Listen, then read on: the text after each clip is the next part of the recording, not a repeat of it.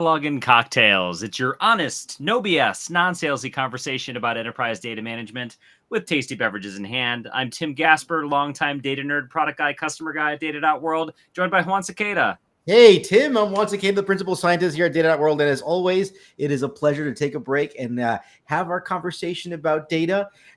This is a very special episode because I've been wanting to talk to our guests for a long time.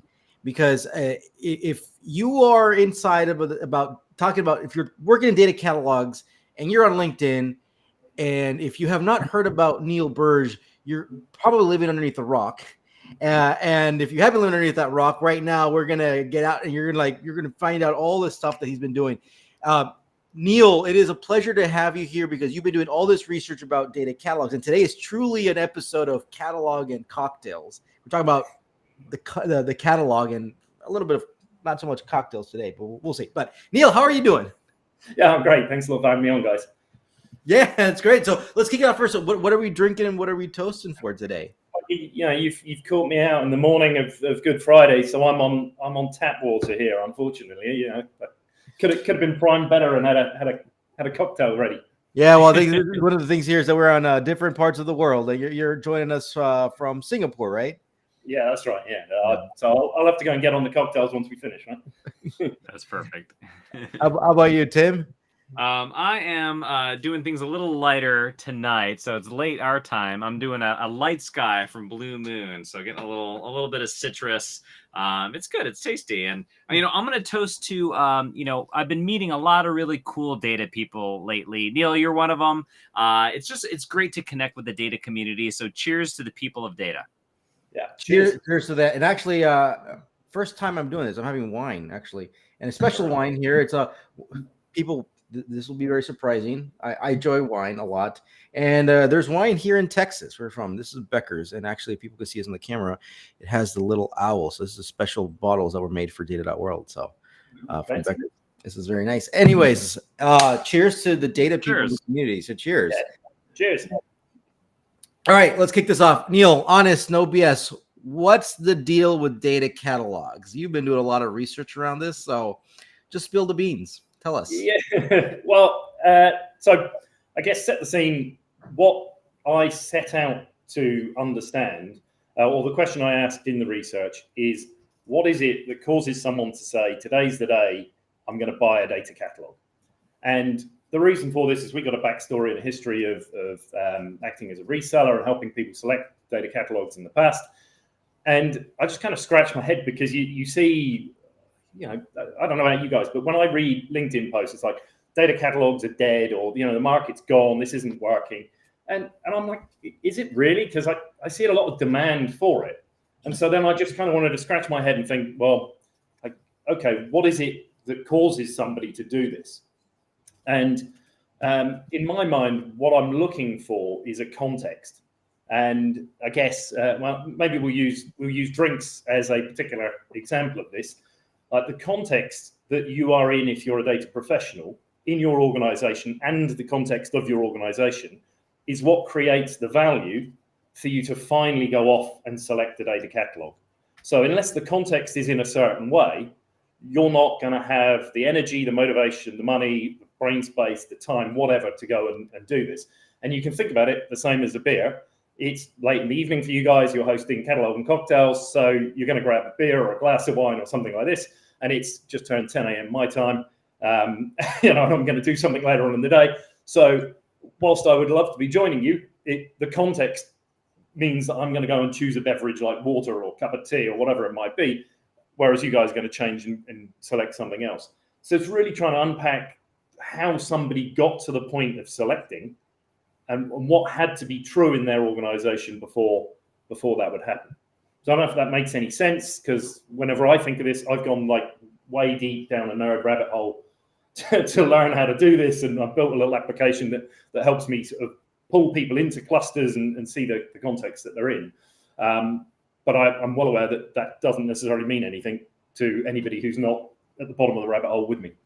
So talk about this rabbit hole then that you went into. So it sounds like you did some like quantitative research around this? Like you actually like talked to different organizations and Yeah, did some okay. analysis here, or how did you approach this exactly? Yeah, so it's qualitative research mainly, Hmm. and the focus is really, so the rules are I have to talk to somebody that has purchased a data catalog. So I'm not interested in talking to people, and I've had lots of people reach out wanting to join the research. I'm like, well, what have you selected? Oh, well, we're still going through the selection process. Now, that's nice, and hopefully we can help them. But unless you've actually selected it, you don't know what has to be true before you can buy it, right? Because you haven't yet got all of the dominoes tipped over that you've got the money, you've paid it, and you've plugged the thing in. Yeah, So because you could try to buy one and then decide, and then for whatever reason you couldn't get the budget or you couldn't get whatever it is, right? Yeah. I mean, Yeah. you guys will know better than I do, but sales processes for anything, it doesn't have to be a catalog, be any technology. Probably 70% of them end up in no decision, and the competition is status quo. And so if people have defaulted back to the status quo and couldn't get the energy to get across the line, then I don't want to hear from them because they haven't changed. The guy who taught me this, guy called Bob Mester, he says, bitching ain't switching.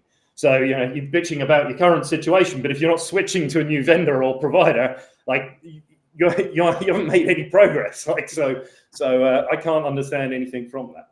So that was kind of the first rule. And really the way that this works is I get people on. I'm kind of thinking about recording one and posting it just like so people can actually hear a whole interview or something. But so far, the people I've interviewed, I haven't asked them if their permission. So I'm not going to do that. But really what we do is it's like, help me understand, like, who are you? What's your context? Yada, yada, yada. So I've got an understanding of what their role is in the organization. And then I want them to take me back to the first thought, like when did they or somebody in their organization suddenly start thinking, hey, maybe we need something new? And am I looking at the language? Because sometimes it's not a data catalog. Sometimes they're talking about things like data inconsistencies, or they're talking about, sometimes it's metadata management, whatever it is in their language. And then more importantly, what was happening to them or their business at that point in time that made them suddenly able to see a need for a new way of working. And from there, we go and get the kind of story of how they got to now. And I'm kind of listening out for key pieces and like information, like what is it that they think is the problem, and then what draws them towards various different potential solutions. Right. So you do this, and I guess one of the big learnings I did lots of this with data management professionals, and then I put it into this little application that I built to try and cluster them up, and the clusters didn't make any sense.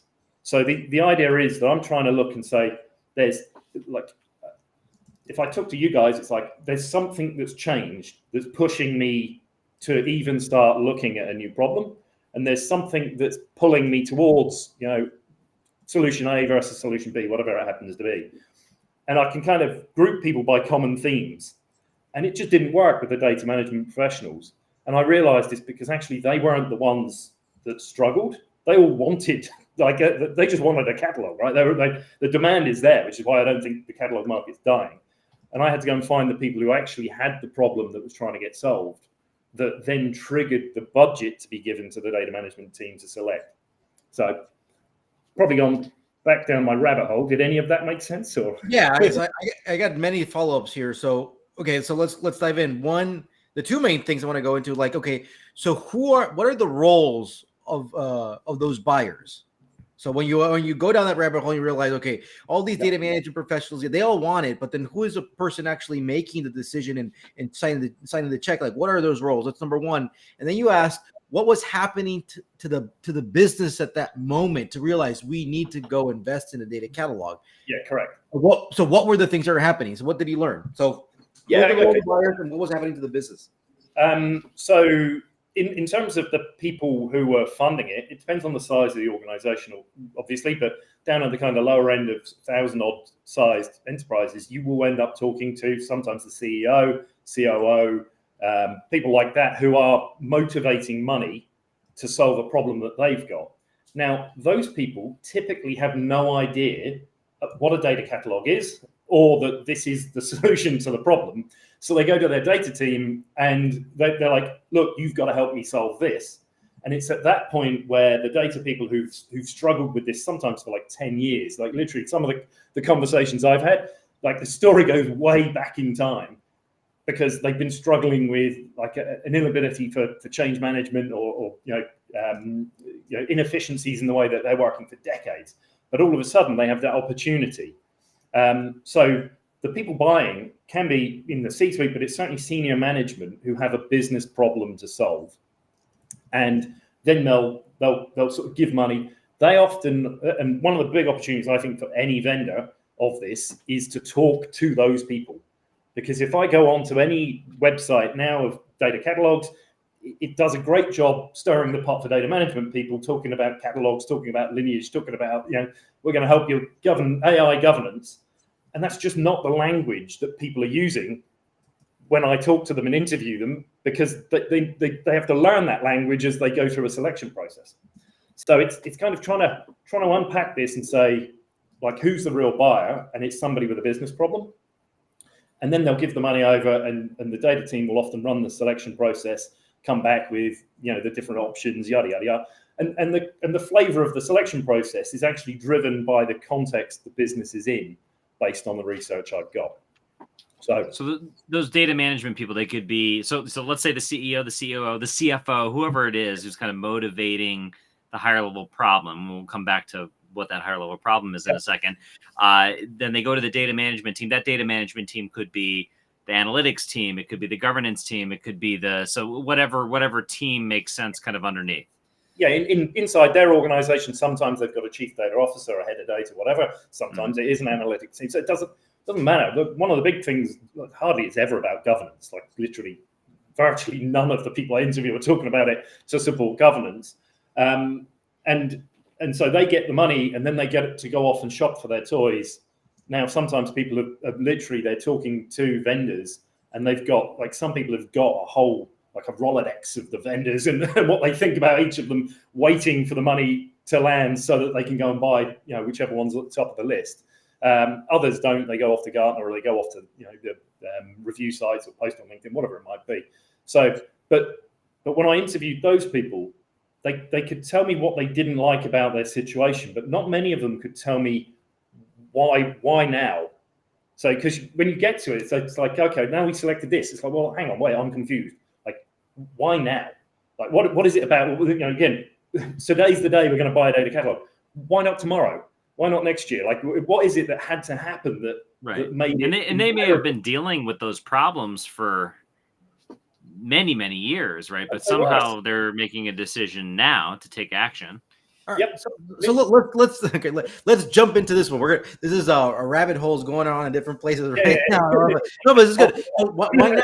What were the answers that you got for, like, why now? Yeah. Okay, so what we ended up with was 4 different clusters. And whenever I've done this stuff before, you normally get some cluster I will use interchangeably with context, so a business context that exists, a situation that you find yourself in, at which point today is the day that we're going to purchase something. Now, I'll go up in terms of what I think are the kind of value of these different solutions, but bear in mind, this is my opinion. So one is kind of help me comply. Now, everybody in every context will use their data catalog to meet a compliance need. Okay, that's a fact. So just because someone's using it for compliance doesn't mean this is the reason that they bought it. But normally what happens is a regulation is enacted, let's say HIPAA for you guys over in the States, right? But this thing is not enough on its own to trigger people to actually buy. So the data team will go off, maybe up to the board level and say, hey, look, we've got this regulation, we've got it. And the board's like, yeah, that's important, but it's not urgent. Then what normally happens is it's one of two things, often both, that then a company in their industry or geography that looks similar to them has a public problem with that particular regulation. So the news flashes up, and this is a problem for competitor X, and the board members or whoever is like, shit, like, I don't want that to happen to us. That's going to kill our business. And actually, a lot of the motivation for this isn't the functional, let's fix the problem. It's social, like, I don't want to be seen in the news as running a company that's badly managed. But often that doesn't always do it. The one thing that always kicks it in the back of the net is in some industries where people are putting out RFPs and trying to win new business, when their customers start demanding that they are compliant with the regulation, otherwise they won't make a deal with them. That is almost always the final domino that tips people over, and then we've got to be compliant. So that's one situation. Now, what you see in this, though, is it gets palmed off on the data team or sometimes into the IT team. It is literally the lowest energy one.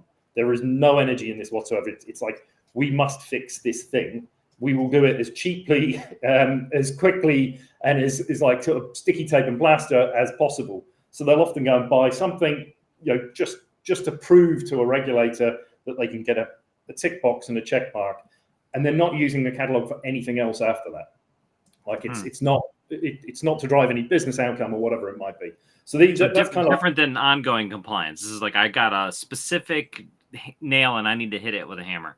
Yeah, exactly. Maybe I want to go and get ISO something certified or whatever it might be, because it's important for us, GDPR, whatever it is. But I'm literally, that's all I'm solving with this. It's money's been made available to solve that and nothing else. And so, those ones there, the processes typically takes 3 to 6 months, but it's on price. That people are buying the cheapest thing that ticks the boxes. There is a bit about vendor trust in there. They want someone who can kind of make sure that they're going to get compliance. But it's a pretty low energy one. Now you kind of contrast that to maybe I'll go to the higher energy ones because I find them more interesting. You've got some organizations where the data team has done a reasonably good job of providing insights to the business. And they're still low maturity typically, but they're providing insights, they're providing information that allows the business to grow. And what you see is there's a sudden spurt of growth in the organization as a result of having better access to data. And sometimes it's like, can I say Power BI? I know we said we weren't going to talk about vendors, but like it comes up a ton that people have made these reports available. And then suddenly there's like this demand for data from business end users. So it's kind of taking them away from doing it themselves and providing more insights. The business grows, and then everybody, like humans always see things and we see momentum where maybe there's none. And so the chief marketing officer comes in and says, hey, we're going to grow at 50% next year. And the chief data officer is like, no chance, we can't support that. Like we're kind of, everything's maxed out. And at that point in time, that's when you see like a CEO will get involved, especially sort of mid-sized companies, because they're going to come in and say, oh, we are going to carry on growing at that rate. Like, what is it we need to be able to do that? The interesting thing there is like the language people use, like the data team has to use stuff like, we're stuck, it's a spider's web, like we can't, like we've got 40% more customer data out there and like we just can't handle it. Because actually the people in management, all these quotes, they've got no idea what a data catalog is. One of the guys I talked to, he's sort of imagining the catalog you find in a store or something like that you're reading here. And you say, what one of them? What's that going to do for us? But those ones there, they will make budget. So this is never about having money to spend and putting it into a budget cycle. They'll pull budget out of nowhere because they want that growth to continue. They'll often go for what they perceive to be the best-in-class solution. So whoever's done the best job showing a nice flashy feature, business user friendliness, they want collaboration between departments, and they'll use language like data's our eyes. Like they feel like they've had their eyes poked out if they can't get this fixed, and so therefore it's an urgent problem to solve, and they spend a load of money on it. So they're kind of two polar opposites. I don't know if you wanted to stop and ask about that, or if you want to go and gas on about that I found. We're taking notes here. We'll follow up. So you're 2 down and 2 more to go. Yeah. All right. So the other one where you see the C-suite get involved is really what I call help me follow the plan. And in this case, it's quite often that you've had a change in senior leadership, probably the CEO. There's been a big brand consultancy come in to provide guidance to that CEO. they've run a data maturity assessment and said that, you're behind your peers and there's this opportunity to make $500 million in untapped revenue sources from data if only you could do these use cases. And the management there swallow that hook, line, and sinker. What you'll see in those contexts is they'll have appointed a CDO for the first time. Usually they promote somebody from within the organization for some reason. I haven't worked that bit out. So this person takes on the role of CDO. They suddenly stuff the thing full of data scientists, data engineers, like data governance. Often the data governance team appear. And the data governance team are then told to select a catalog because they're flipping through the plan. And it's like, okay, yep, we've appointed you guys. Okay, day one on the job, off you go. Buy something. And those ones there are really hard because when you talk to the data teams in them, they themselves are sat there going, what the hell are we going to do with this thing? So like a few of them I've talked to, first day on the job, they're in a selection process or a POC trying to work out what the use cases are for the thing that they're supposed to be buying. And I always used to think, you'd look at this and go, that's crazy. Like, why is anybody buying that? Why don't they just say no? But actually, like, the irrational becomes rational when you can see the context people are in. And you've got someone who's just been hired. They've always wanted to buy a catalog. They finally got budget. They've got sponsorship and support. And more importantly, when they go up to their management and say, look, I don't think we should do this now. They're like, would you like to tell that to the CEO? Like, you're gonna pull the plans back and you're gonna do something different. It's like, no, I'll go and buy. Which is what we all do, right? So it looks irrational that somebody would select and spend this money with limited requirements.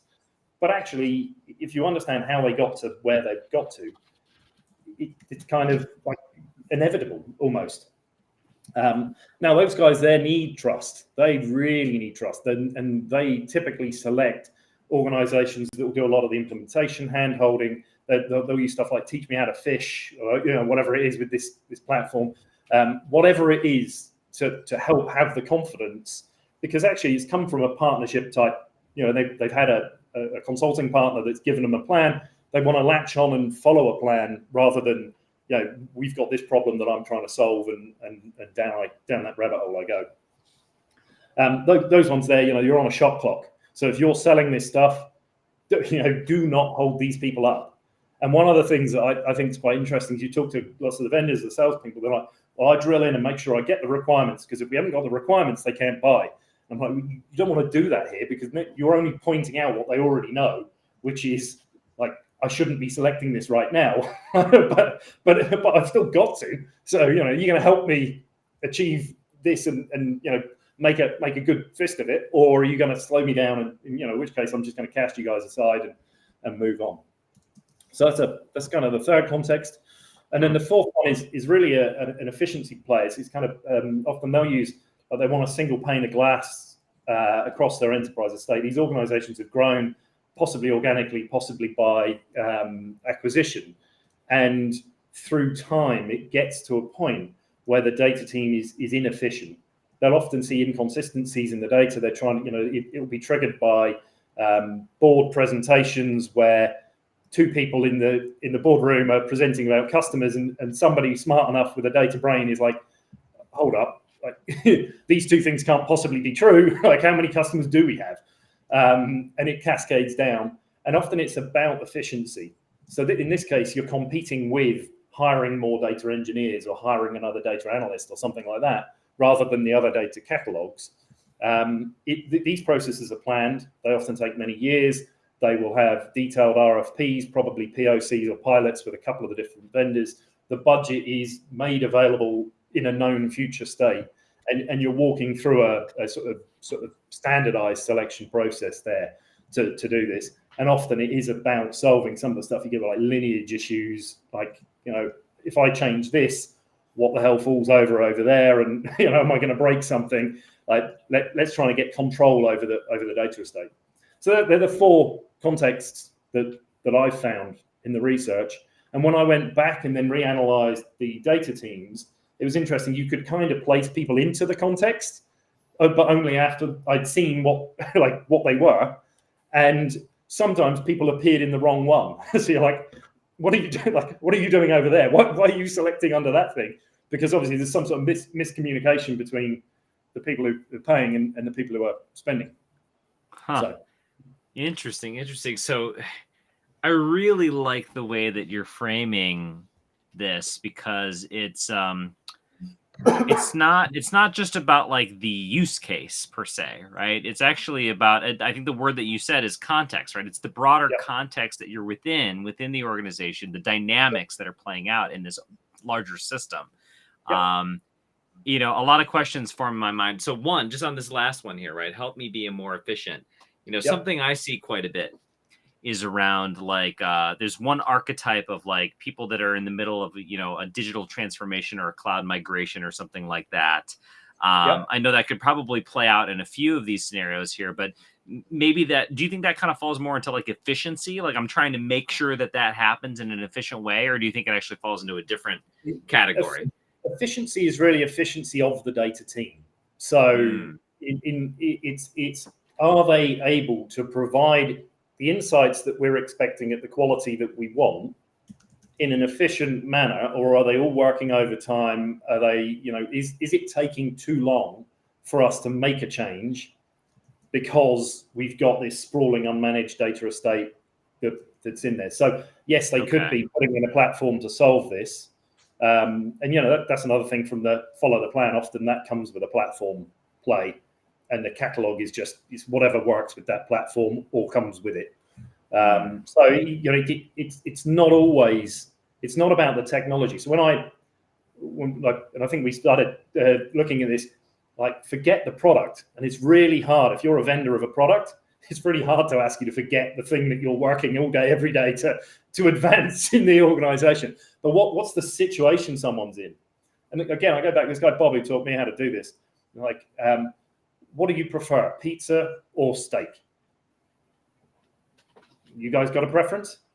Actually, I had dinner last night and there was pizza and steak. Well, look at that. Look at I'm you. coming to dinner with you. Yeah, it was But if you think about it, like, very long dinner, but something like that, right?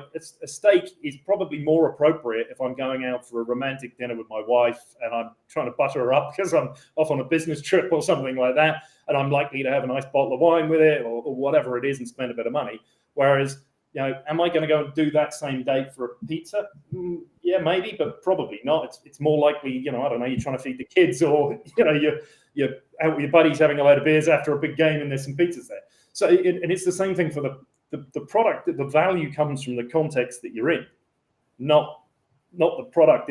You then go and try and work out as you're going through this little journey, like what is most appropriate to sit here, like between where I am today and where I want to be tomorrow. And again, when we dig in, you start to see the trade-offs people are willing to make. So if it's compliance, that it's like cheap. I want it cheap. I will swap functionality. I will swap pretty much everything for price. Whereas on the other side of it, if the CEO's doing it, it's for growth.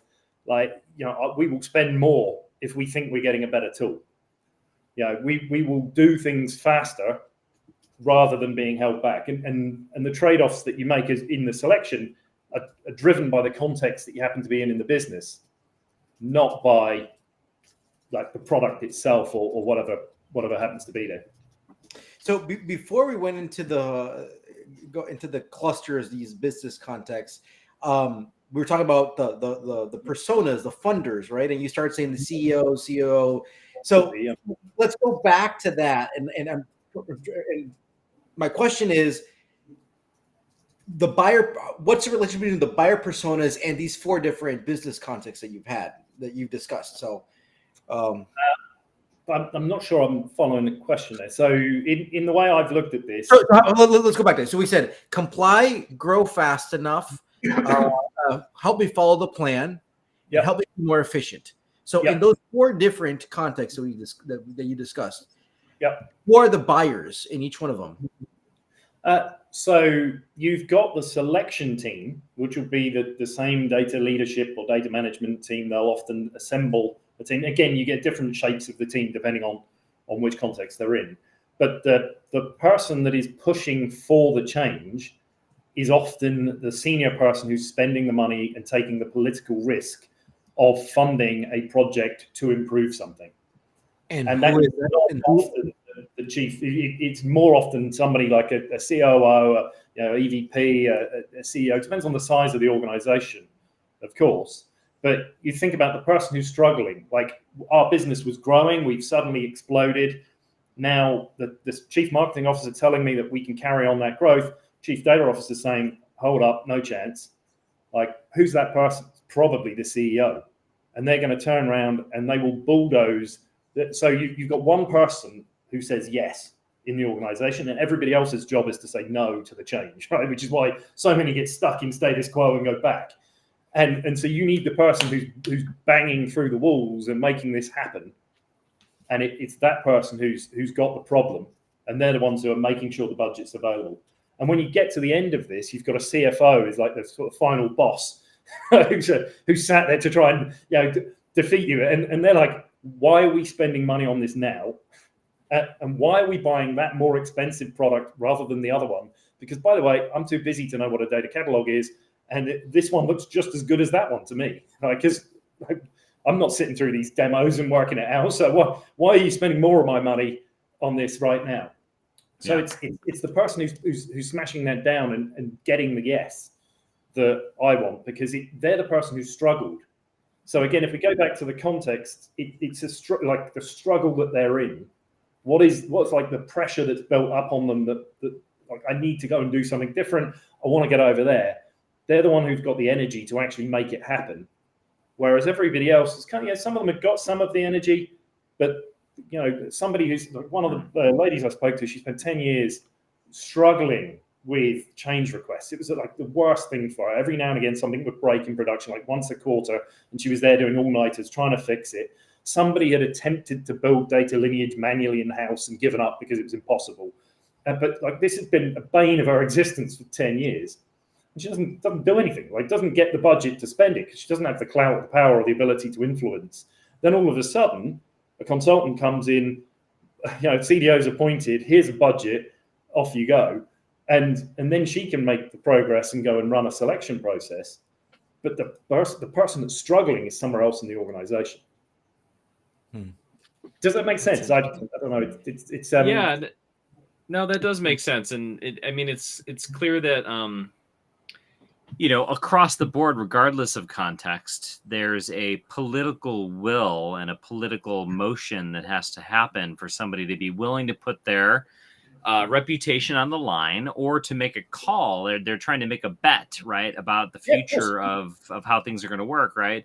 That person has to be pretty high up. Maybe grow fast enough and follow the plan. Maybe that leans a little higher up in the organization. Maybe efficiency and compliance could be, it could be like maybe a little less senior, but still there's a political motion, right? Compliance down from the board. Like the weird thing is on the compliance one is that the data team, whoever goes up and represents in any board meeting, is always raising, this is a risk, this is a risk, this is a risk. And then it's getting ignored until they see that some peer company is being fined and publicly exposed, and a customer's telling you, we're not doing business unless you're compliant, at which point there is light up. It's like, why didn't you tell me that sooner? Let's go fix it. And you're like, I've been telling you that for 10 years.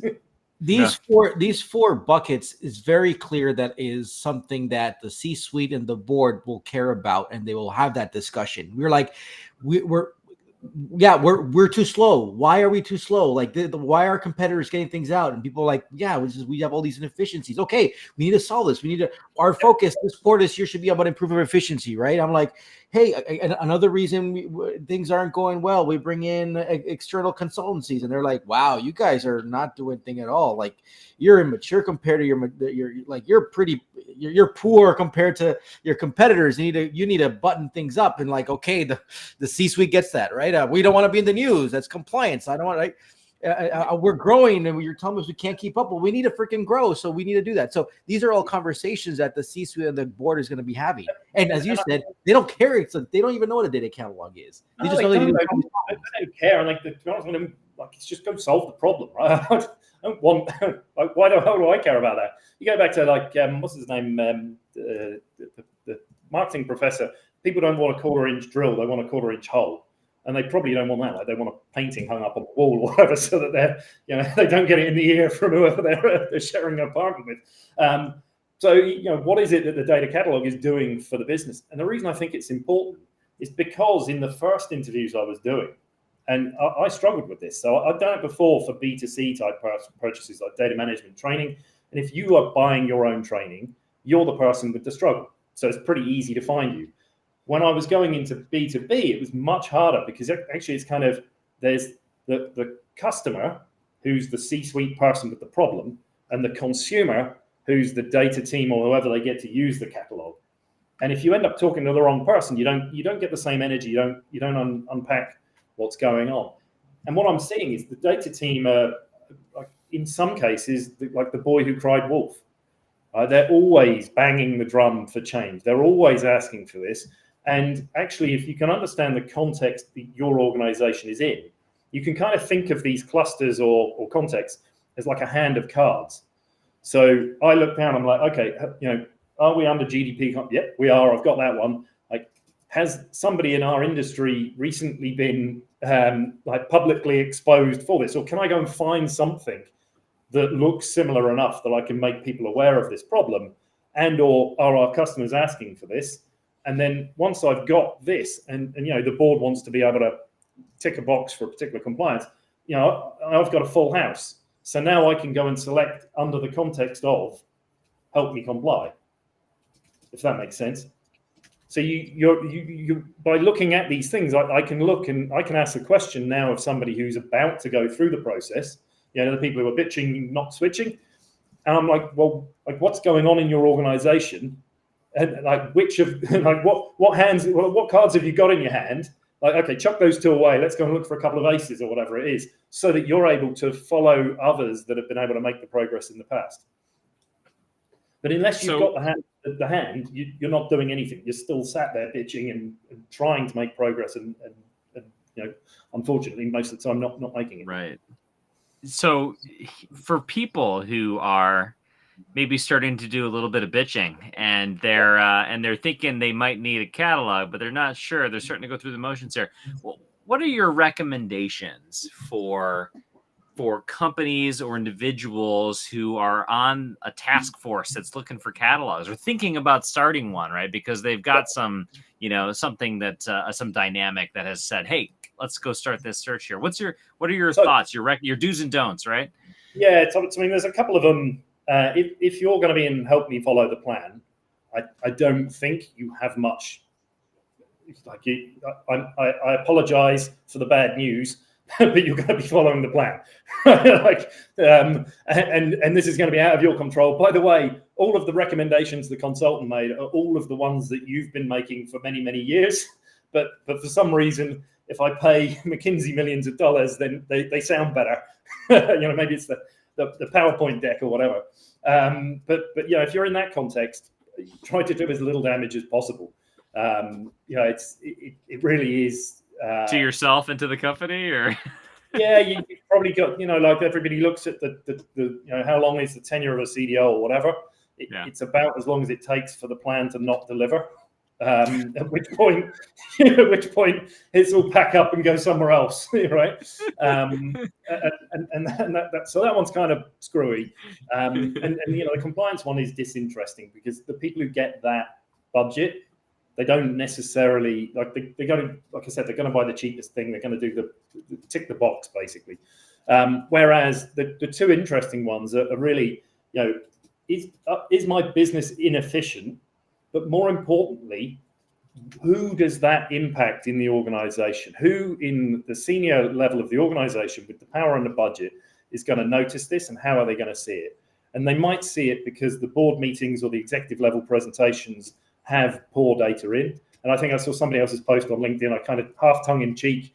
They were saying, how do you get somebody interested? I'm like, deliberately send 2 board reports with different sets of customer data on, like, wear your brown trousers to work tomorrow, and but at least you'll have the attention, because all of a sudden it's like, hey, well, this can't be true. Like, what's going on? So, well, I've been telling you this for ages. We need to solve this, and that's actually a great recommendation. Please, if somebody does that, It is I will send you a case of wine or beer or whatever your favorite thing is, because it is high risk, but you will get a meeting with the C-suite the next day. It won't be the most comfortable meeting of your life, but you'll get it, right? And they'll know what the problem is. But you're looking for an efficiency, and you're looking for how is this holding the business back. So sometimes it's we're taking too long to deliver product or to deliver something to our customers because we can't analyze the data quick enough, or the change is too inefficient. But that is a long sales cycle. You are going to be doing this planning for the next 18 months to 2 years, because it's got to get fit. It needs to fit into the budget cycles and be it has to move out of. Lots of them talk about the Eisenhower matrix. Actually, I don't know if you guys are familiar with that. But it's like time management. So you've got in one point it's on fire, right? It's important and it's urgent, and this is kind of what most data teams spend all their time stamping out the fires for, the fact that we've got all the data debt, unfortunately. And the other ones are kind of it's important, but it's not urgent, and that's really where data catalogs fit a lot of the time. Like everyone's like, yeah, we could do with something that did that. But it needs a nudge into the urgent. Like, what is it? Again, going back, why is today the day you're buying that data catalog? Like, why not? Why can't we wait until tomorrow?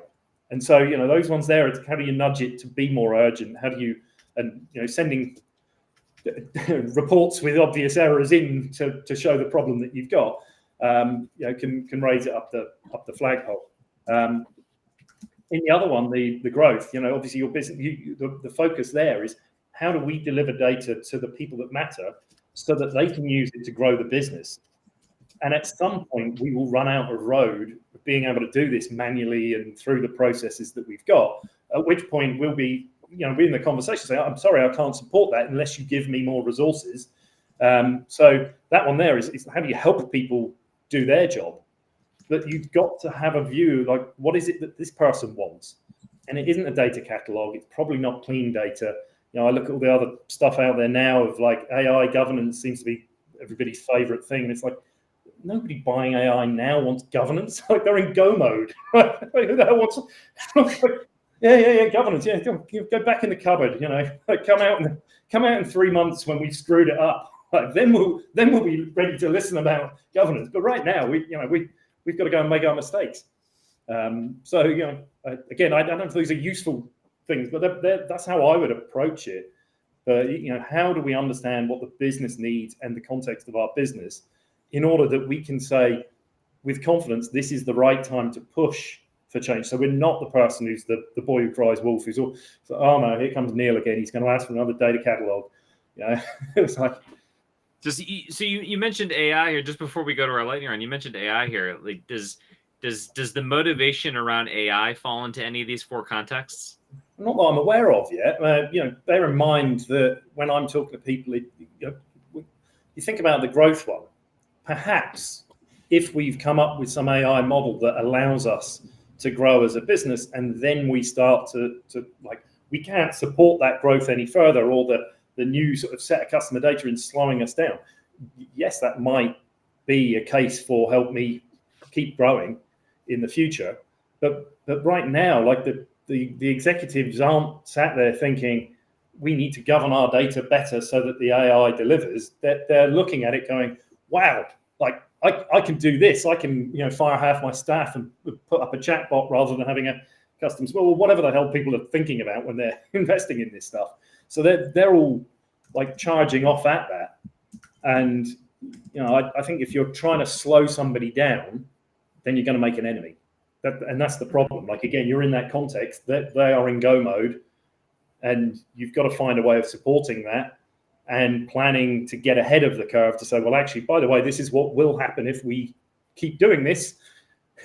So, then in the future, I told you so, but at least you've got a plan that can help them get out of the hole they're going to dig for themselves. Well, I think I would argue that AI will fit into, you can put, I mean, the AI, you need to figure out how to put AI into the bucket of either it's going to help me grow fast or be more efficient. I think that's kind of. Yeah. Oh, for sure. You can I you mean, can look the at plan it will always be the one in the plan, but there's like more things you need to do in that plan before you get to the AI one. So yeah, but that's the thing. I mean, it's the flavor of the month, so everybody latches onto it. And again, I don't know if I go and have a look on somebody's website, it'll probably be like, "Whoa, we're the AI such and such catalog or whatever," and it might appeal to the person in the data management team who wants to buy it. But when a CEO or somebody, like literally, this is the other thing, right? You think, oh, these guys are too senior; they're never going to join any of our sales presentations, and they don't. But when the head of data comes in and says we need a data catalog, obviously that person has to scratch their head and go, well, do we? Like, let me go off and have a look. yeah, and then they land on websites. They're like, what the hell's this? I've got no idea.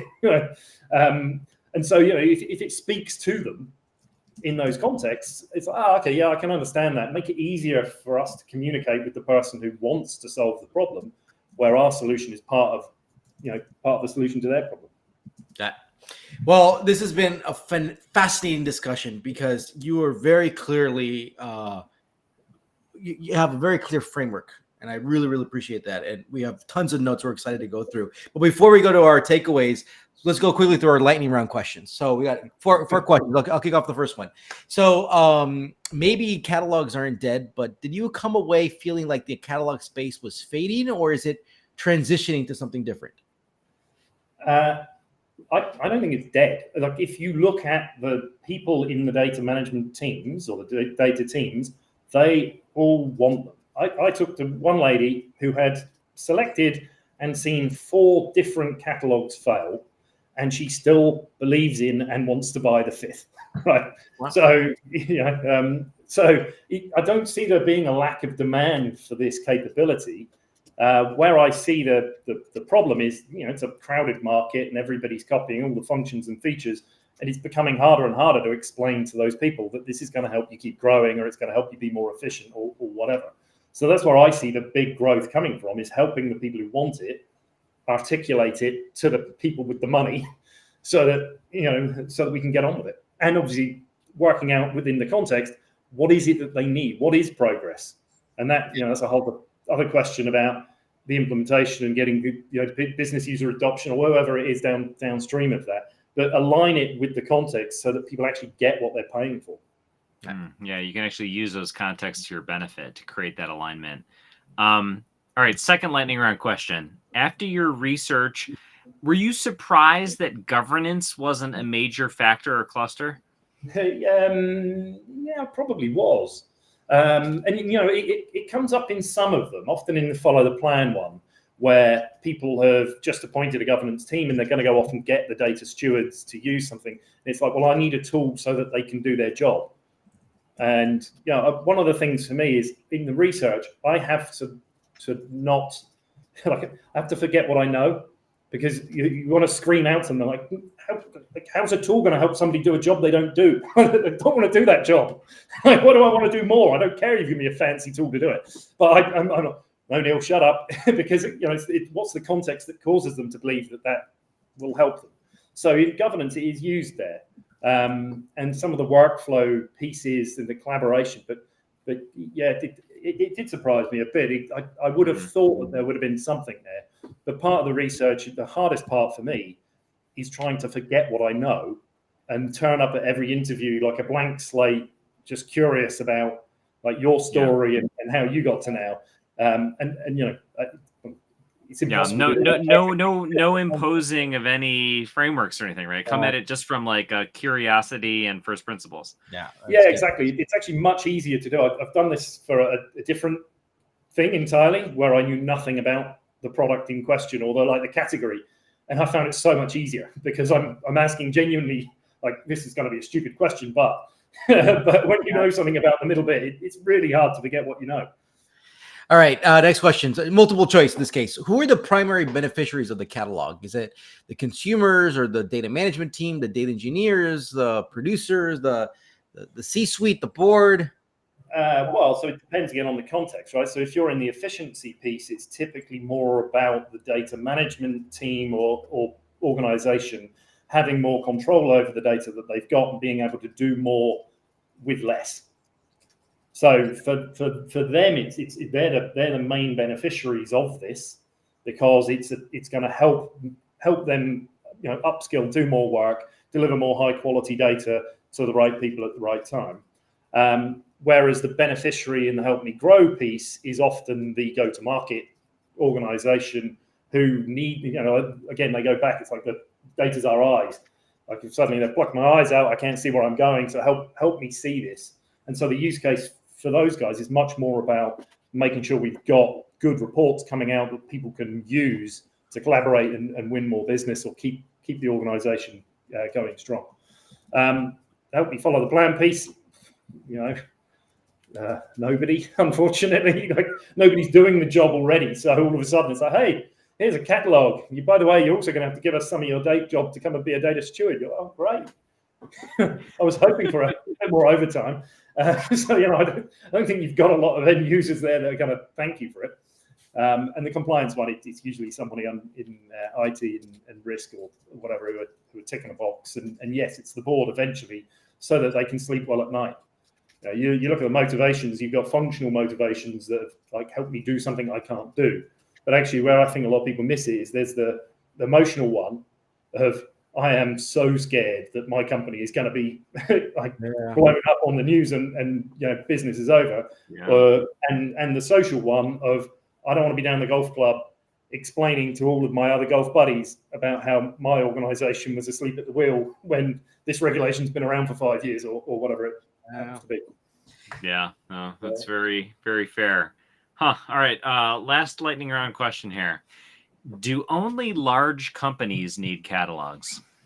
No, interestingly, some of the smaller organizations I was talking to, I think it's probably cut off was about 200 people, I believe. Obviously they're a small market, but there's probably an opportunity in there for, if you ever look at some of the stuff Clay Christensen does on disruptive innovation, I think that's where if I was a small catalog provider, I would go after the smaller organizations that are too small for the big boys to target, give them the capability because they're still in the same piece, right? They still grow. I mean, you look at the data in my organization, we're tiny, but it could do with being managed better, right? Like everybody's. So, they'll still go through growth inflection points and things like that. So there is definitely an opportunity to get it into smaller companies, just not at the price point of the top of the market stuff that's out there today.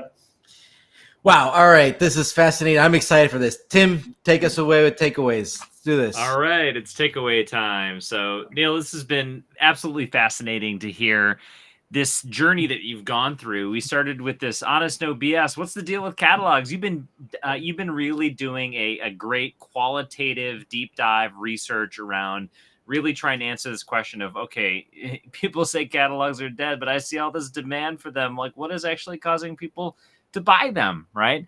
We first kind of started off by going a little bit around the rabbit hole of 70% of sales decisions result in no decision, and ultimately bitching ain't switching. But what is actually for the people who are doing the switching? Why are they doing it, right? Why are they doing it?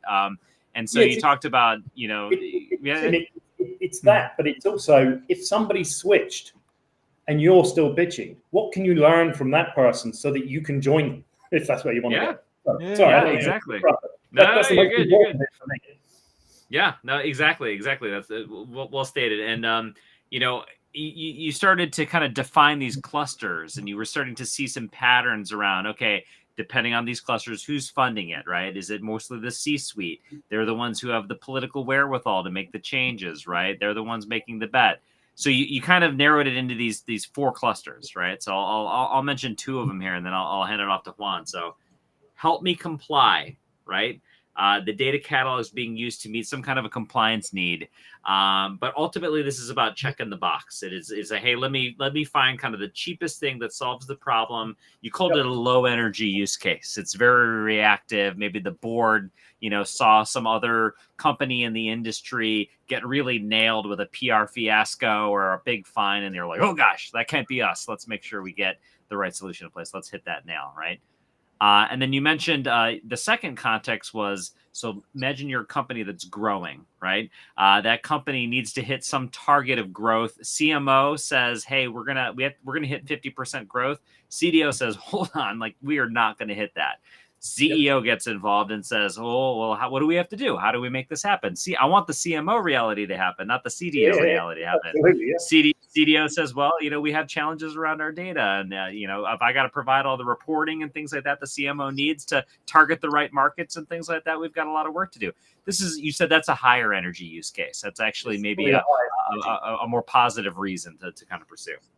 Yeah, for sure. That's definitely the highest energy one. That's growth and sustaining growth is like the main mandate of the CEO. So they're going to care. Yeah.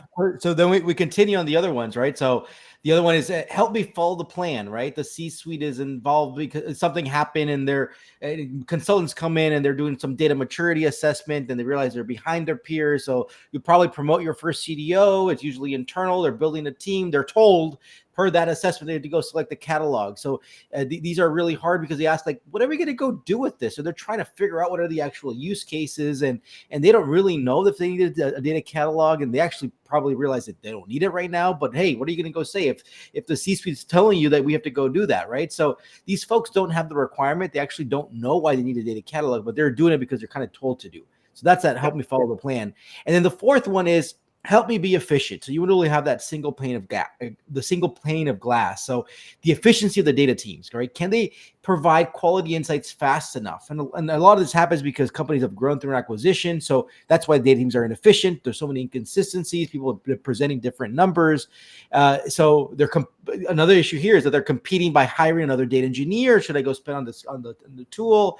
So I think they'll do detailed RFPs and POCs and stuff. So that is the one that's about helping me be more efficient.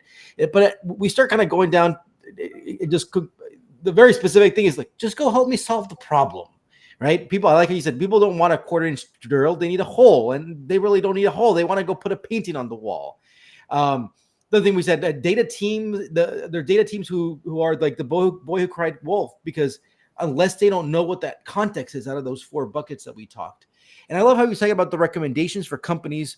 If you're in that follow the plan, so I'm sorry, you got bad news for you. You just got to follow that plan and just do a little damage as possible. Compliance, yeah, that's not interesting. Inefficiency, this is the interesting one. Who does this impact in the organization? Who will really notice it? Want to have that crazy idea of give attention to the company, send 2 different board reports and see what's going to happen. And then on the growth side, how do we deliver data to people who can grow the business? How do we help them? What do they need? I love how you brought up the Eisenhower matrix about the urgent and important, and a lot of the data catalogs fit in important but not urgent. So you need to figure out how to make it urgent. And we wrapped up a little bit on no one buying AI now wants governance. They're in a go mode. So we need to go out and make some mistakes. And at the end of the day, if people are saying we need a data catalog, you really need to ask, do we really? And if so, why now? Yeah. How did we do on the summaries? Yeah, I think you guys have nailed it pretty much. It's it's like you did the research yourself.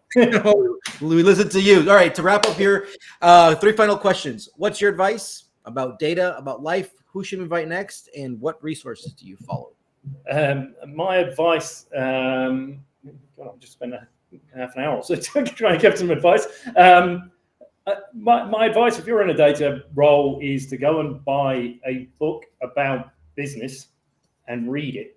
It could be anything, right? But go and read something about, maybe read The Art of the Start by Guy Kawasaki, because that's got something about entrepreneurs and people want to be doing something with data. But understand what is it that your business wants to do, because that's how you'll find the right context, and hopefully how you'll get the support and the funding and the budget to sort of blow up from there. If that makes sense. Yep. Who should we invite next? Oh, who should we invite next? That's a good question. Have you had Samir Sharma on the show? We haven't, and actually, I've been wanting to. Yeah. Tim and I have hung out with Samir in London a couple of times. So he's a fun guy. Yeah, okay. No, I believe he may have given up his tequila drinking days. That the last time I sat with him in a pub in London and we chewed the fat. So it's I enjoyed having that conversation with him, and hopefully you guys would have much the same on another episode. And then the last one, sorry. And then finally, what resources do you follow? So obviously I'm on LinkedIn a hell of a lot, but one of the things I try and do is to get out of that, because we I'm part of the problem here. You're in a little echo chamber agreeing with one another. How do you go and find the people who disagree? Because that's where you actually learn.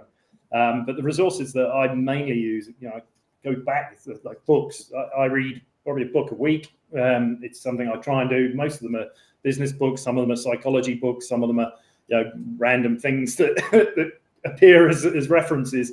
But it's probably the cheapest way to learn more that I know of. The only thing it costs is time and a couple of bucks on an Amazon Kindle or whatever. Well, Neil, thank you so much. This is a phenomenal conversation because we really were able to finally tap into everything you've been going through in your research. And I know that everybody who's listening here will truly, truly appreciate this. Yeah, well, Neil, hopefully it adds some value. Cheers. You have a good one. Thanks. I got to go and get a proper drink.